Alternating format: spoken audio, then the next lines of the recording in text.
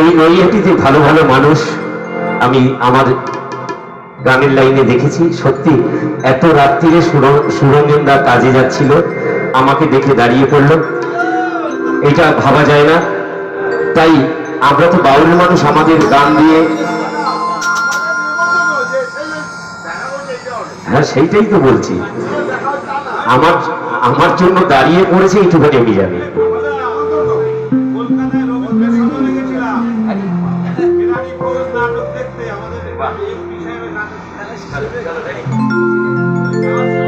তোমার জন্য এই গানটা শোনো।